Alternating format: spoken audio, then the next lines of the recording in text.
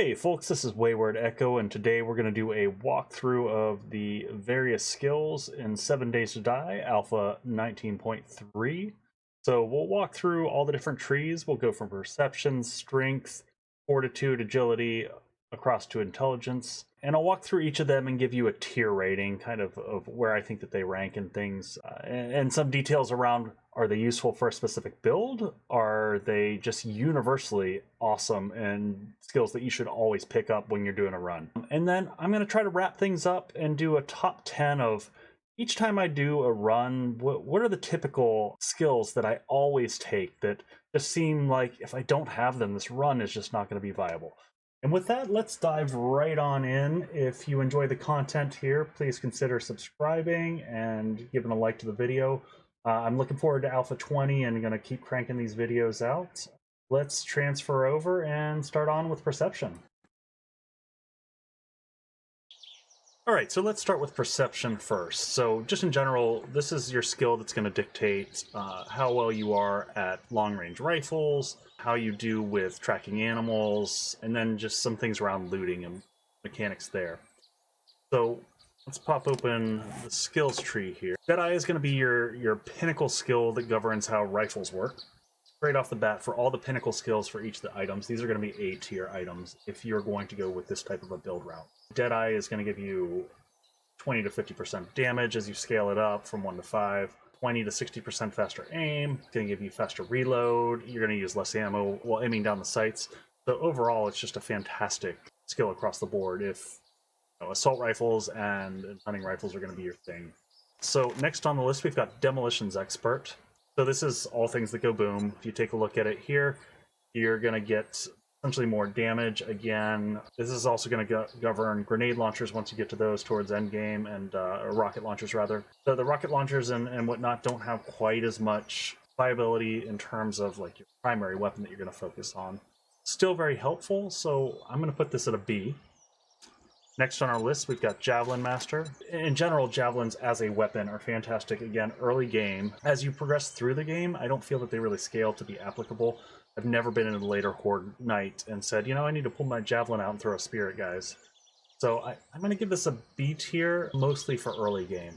Now we'll hop down into the perception perks. First one on here is lock picking. This one just helps you pick locks faster and helps the lockpicks not break. This one's pure garbage. Bottom line is when it comes to lockpicking, your base level skill tends to get the job done, and even if it doesn't, you can always just take a pickaxe. Next on the list, Infiltrator. Again, this is another one that I just can't imagine ever picking the skill up. My recommendation, and just to get the primary focus of what this does, this is primarily to prevent damage from stepping on landmines and loose board traps, which is probably your more common occurrence. But in general, my recommendation is just don't step on landmines, and you don't need the skill. But otherwise, yeah, I'm going to give this one an F. I can't imagine ever picking this up over some of the other fantastic perks that are out there. Animal Tracker is a little bit of a unique one for me. I'm going to give this one a B. I've never picked it up personally, but at some point in time I'll do a later video on kind of what the different routes are to gain different types of resources. And so food, you have obviously the farming route, the hunting route, and the looting route. So if you were going to go the hunting route for collecting food, then Animal Tracker would probably be fantastic to just quality of life, make it easier to find things. But I don't view this as a, key necessity. The next one, Penetrator. So this one I went back and forth on. I had this as a C, then I put it to a B, but I'll give it some caveats. So the Penetrator allows you to go through target's armor and pierce multiple targets if you're using armor-piercing rounds. So that's the big if for this one, which makes it kind of a conditional. If you're doing a horde base that lines everyone up down a corridor and you're just going to pop shots straight down and crank out a bunch of armor-piercing rounds, then I'll give it a B. But otherwise, I'd probably put it lower. All right, Scavenger perks. Lucky Looter here. So this one is a little bit confusing because it gives 5% loot bonus, and then looting is faster. So the looting faster is straightforward. Everyone gets that. The 5% loot bonus correlates to how the game manages tiers of loot. So as you go through the game, your game stage is going to increase as you kill things, as you complete quests, as you do all this, these different things. And that's going to determine loot tier on a 0 to 3 range. And so this perk will actually affect how you cross over those tier levels. At endgame, it almost will have no effect at all because you'll hit the highest tier eventually. And even as you're going through, it will only really have an effect if it bumps you just over to that next tier. So for me, this is a D. I don't think it's really worth it just for looting a little bit faster. But hey, man, if you're in a rush, by all means, go for it. All right, the last one on here, salvage operations. This one actually is going to be my first S tier, I think, for perception, and the only S tier that I would put in perception. So this is a fantastic skill, regardless of what build you're doing. This one is going to allow you to deal more damage, harvest more materials, and do it all faster. When you're looking at breaking down mechanical things and electronic things, get parts and pieces for that. So even if you're not doing an electrical build, all the stuff that you get from that is very sellable, for one, to make cash monies with. But you're going to also end up with a ton of brass and a ton of iron. So fantastic skill. All right, so strength is next, and this has got to be one of my favorite trees. In general, top level, what the strength attribute does for you is going to raise your bonus damage here with shotguns, clubs, sledgehammers, and your tools. So this has a wide range of applicability to it to make this really useful. So let's just run through these real quick. Boomstick. So this is another one of these pinnacle type of perks for the shotgun. So this unlocks the shotgun, allows you to build it and level it up. And then this does 20 to 50% more damage, very similarly to, I think, almost all the weapon type perks like this. And then it's going to give you increased fire rate, chance to stun, dismember, reload faster, all kinds of good stuff. So definitely an A tier if shotguns are going to be your thing. Next, Pummel Pete. This one is also going to be an A tier, and it's the pinnacle for the club. This one is my go-to for most of my runs. I enjoy the club. You can get the baseball bat later on, and then the iron club, just big honking thing with gears on the top, is fantastic for slugging it out with zombies. But yeah, much like the other ones, additional damage, chances to stun and knock enemies down when you power attack them. But this is a fantastic skill, definitely an A tier. Skull Crusher, another A. This is your sledgehammer build, if you're going to go that route. Much like the club, except for this is, a two-hander, and it's going to be more about knocking people down. And let's move down into your general strength perks. Okay, so Sexual Tyrannosaurus, definitely an S tier. This is one of those that, you just got to have it. It's fantastic for mining, for knocking down trees, for slugging zombies, for any type of melee zombie build. It's going to be critical. This is just going to be how you get your stamina back. Fantastic skill. Definitely S tier. Heavy armor, I went with B on this one. I tend to be more of a hobo when I play, and I just kind of piecemeal whatever I've got together. But there are some advantages to picking the heavy or light armor route and actually speccing up in it. It helps you a lot in terms of durability and not having to spend resources. Pack Mule. This is one that seems really, really good, but really isn't.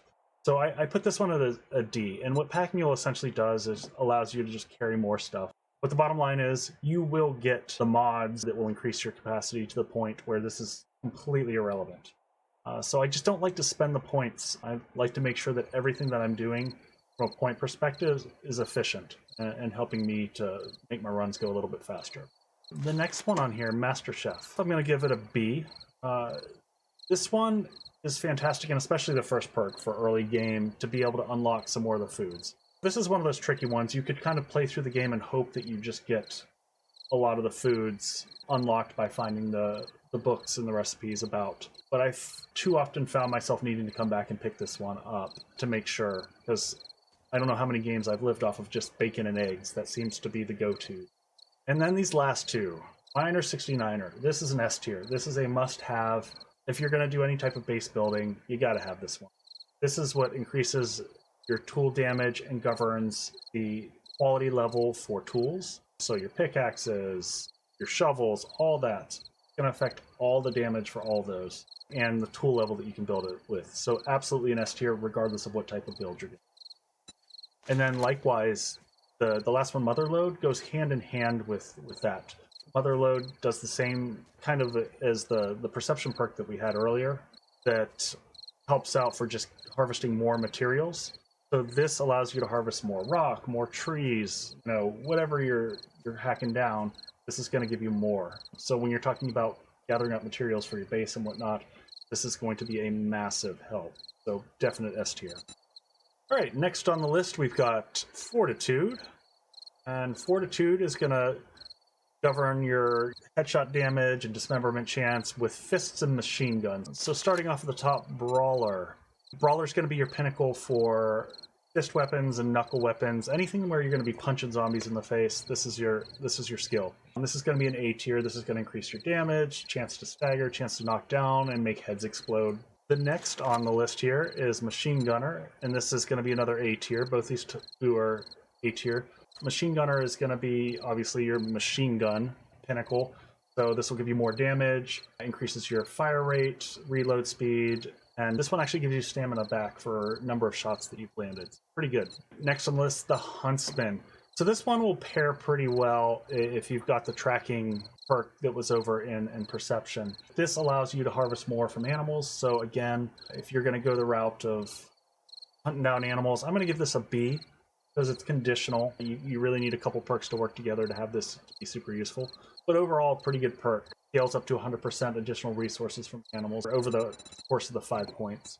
Next one on here, Well Insulated.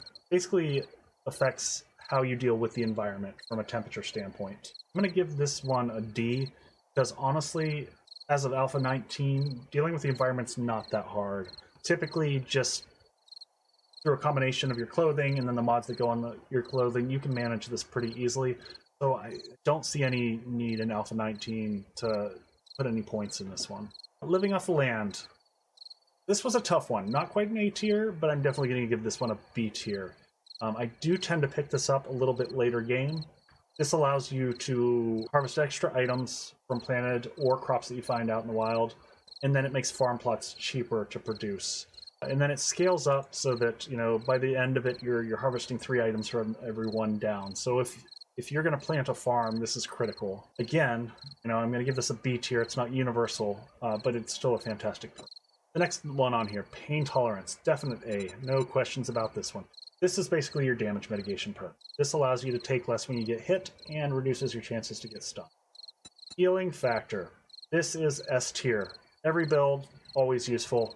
This is what gets not just your health, but also very important. If you look up here, critical injuries healing faster. That is massive, especially, you fall, you break your leg. That makes a big difference in the game. All right, next on here, Iron Gut. Don't tend to pick this one up that often. Not super useful. Lets you hold your breath underwater. It's not a huge occurrence in the game. Reduces dysentery chances. Buffs last a little longer.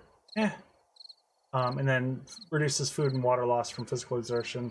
The numbers are so small that I don't find it super helpful. I'm going to give this a D, and I'm sure some of you found this one useful, but for me, I don't tend to pick this up. Cardio, I pick this up depending upon the build. Cardio is going to, help you out if you're sprinting around. So early game sometimes, if I'm really struggling to get a bike, I will pick this up. But it's still useful even throughout the rest of the game when you're randomly running away from zombies. And it scales up to 30%, which is pretty good for 3 perks in it. So solid B tier. All right, next on the list, we've got Agility. Agility gives you headshot damage and dismemberment for bows, handguns, and knives. These first few combat abilities shouldn't be too much of a shocker. All 3 across the board, A tier. I'm going to go through these ones pretty quick. So archery is going to dictate your bows and your crossbows, damage, reload, all that good stuff, as well as crafting. Gunslinger, the next one down the list, same thing. This one's going to be for handguns. It's going to increase your fire rate, more damage, that 100 to 50% damage increase as you scale up for each of the points, and then reload. And then lastly, you've got deep cuts here. This is going to be your bladed stuff, your hunting knife, and then later on bladed weapons that you find, machetes and good stuff like that. So this one's going to have the additional aspect of adding bleeding, which is a build layout that I haven't done yet, but I'm really considering it. In the course of doing this video, there's definitely 2 loadouts that I'll talk about probably at the end that I'm really interested in trying out. I'm kind of curious to hear what you guys are looking at doing for different builds. So again, A tier on all these 3 combat perks. Next one, Run and Gun. So hipfire accuracy and reduced movement penalty when reloading and moving. I don't hipfire that often in 7 Days to Die, to be honest. Aiming down sights tends to help quite a bit. So for me, I'm going to give this a D.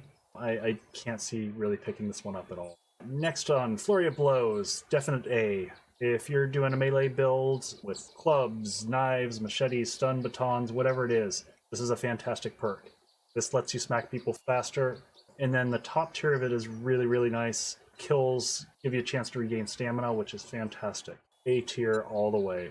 Light armor, much like heavy armor, I'm going to give this one a B tier. Again, you can get by without this. It does give you a little bit more durability and helps you out if you're going to be crafting armor, but I tend to find all the armor that I need around the board. Parkour. This one I put right in the middle. I gave this one a C. Reduced stamina from jumping and saves you from fall damage. I jump a little bit, but I've never had stamina issues or concerns where I felt like I needed to put points into this one. And then the last two. These two make me sad. I would love for stealth to be a viable pathway in 7 Days to Die, but due to the nature of how Horde Night works, and even going through clearing buildings, I just don't find this that useful. Hidden Strike, this one is going to give you extra sneak attack damage. It does scale up pretty high, it goes all the way up to 250%. I'm still going to give it a D because I just don't find it that applicable. Likewise, from the Shadows, this is going to govern you being able to essentially sneak better. It allows you to not be found as easily and increases your movement speed while you're sneaking. Again, I'm going to give both these a D. You know, From the Shadows may be a little bit more useful if you're in a situation of just trying to get away, but otherwise not super helpful. So Intellect is going to be the last one that we go over here. Intellect is going to govern headshot damage and dismemberment with stun batons, and then your fun little robotic turrets that you use. First perk you have under here, Electrocutioner. This is going to be your pinnacle for stun batons. This will help stun your enemies longer and then do more damage. A tier, just like all the pinnacle ones out there. Robotics Inventor. This one is going to impact all your fun little robots that you carry around and drop on the ground for you. It'll help you craft them. This is going to be another A tier. I haven't gone this route, but this is definitely something I'm interested in trying out. I've got this idea for a full int build, and this one scales up and allows you to actually put multiple sledges out there, which is pretty fantastic. Definite A tier here. Next on the list, Better Barter. This is just making your buying and your selling scales from 5 up to 25% at the top level. I don't tend to get this at early game because I'm kind of more focused on my combat skills. I try to get some points into this because it makes a big deal if you're doing loot runs and coming back and selling everything. This will really help you get some extra dukes. Better Barter, definitely A tier there. Daring Adventurer. I give this one a B, but I do tend to pick this skill up a lot. So this has two aspects. It gives you additional dukes for your quest rewards, and then it gives you additional choices, which is really great, because sometimes you just get two choices of, wow, I don't need either of those.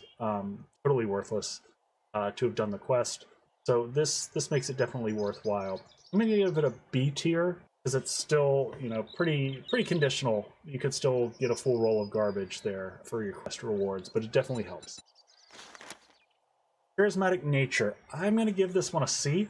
Even if you are playing with people, the abilities that you get from this and the fact that you have to be on top of each other makes it a little bit tough. I mean, this probably will work a little bit for Horde Night, but other times when you're moving around, there's a lot of dividing and conquering that's going on. I think if the stats that you got for them were better, that it would be more valid.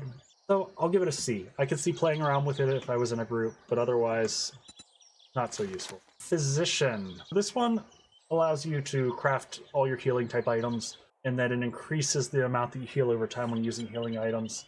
If you've got the Fortitude perk that helps you heal already, I just don't find this one super helpful. It also helps you craft items faster, which I'm never in a hurry when I'm doing this, because I'm typically throwing them in the chem station and just letting it go. So I'm going to give this one a C. Next one on here, Advanced Engineering.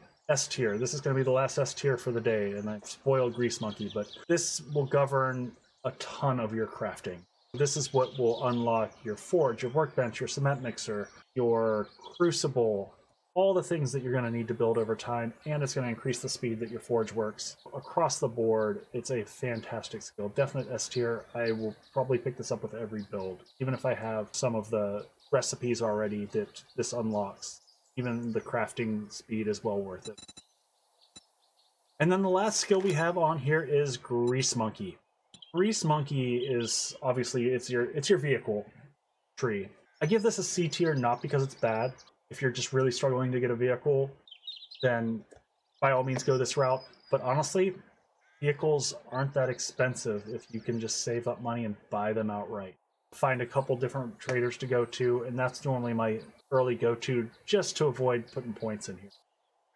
So that's my full breakdown of the skills in Alpha 19.3, 7 Days to Die. And as promised, I'll give you my top 10 list that I'm using when I typically go through a run. So if you couldn't tell, I'm a big fan of the strength tree. I think it's got universal usage across the board. So typically I'll take 2 points of strength, and then I'll take 2 points of Pummel Pete. That's going to unlock my level 3 clubs to give me some early game damage. Then I'm going to take 1 point in Sexual Tyrannosaurus to allow me to just have a little bit more stamina throughout combat and mining and all that good stuff. Then I'll put 2 points into Miner 69er just to get my tools up to level 3, similar to how I did with clubs. And then 1 point in the Mother Lode just to get some extra materials for that early base building. And then next I'll jump over into the Fortitude tree. I'll pick up 1 point in Healing Factor, and that's just so that I get some level of healing out of the gate. That one I definitely will put more points in as I progress. And then lastly, I toss 1 point into Advanced Engineering just so I can get that forge really early on. The one exception I'll say to that is if I've got a forge in the trader, I might hold off on that one for a little bit. So I had a great time going through these. I definitely learned and kind of thought through my own process a little bit as I was investigating each of the skills, and found a few gems in there that I think I want to play with. There's 2 builds that I have in mind right now. One that I want to play with is probably going to be an Intellect build, leveraging stun batons, and then all the electrical traps that go with it. I think that could be a ton of fun. And then the other one that I'm considering is a bleed build, going back into the agility tree and picking up deep cuts and playing around with that. So let me know what type of builds you guys are looking at, and maybe if you've thought about the skills in a different way or how you could approach the game. If you do have some, or if you've played for a while and you've got some fantastic builds, please engage in the comments section. Let me know what you guys are thinking out there. I'm always happy to find new ways to approach the game. It's one of the things I love about this. But otherwise, if you enjoyed this, please drop a like. Feel free to subscribe. This is WaywardEko. Take care all.